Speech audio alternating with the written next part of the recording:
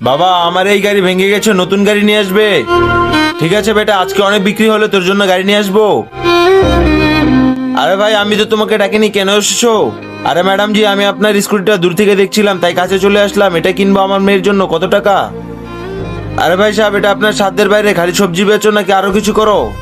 আরে ম্যাডাম খালি সবজি বেচি। তাহলে নিতে পারবেন না, এটার দাম 20,000 টাকা। আচ্ছা ঠিক আছে ম্যাডাম। আরে ভাই তরমুজ কত টাকা?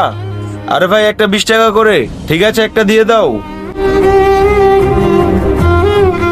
আরে এই 20 টাকা করে আমি আমার মেয়ের জন্য গাড়ি কবে নিয়ে যাব? বাবা আমার জন্য গাড়ি এনেছো? বেটা গাড়ির অনেক দাম ছিল তাই আনতে পারিনি। আরে ভাই সাহেব, আজকে আপনার মেয়েকে সাথে নিয়ে সবজি বিক্রি করছেন কেন?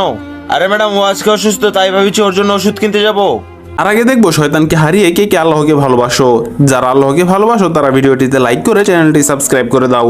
আর যারা শয়তানকে ভালোবাসো তাদের লাইক সাবস্ক্রাইব করার দরকার নেই। আর কমেন্টে আল্লাহু আকবার লিখে যাও।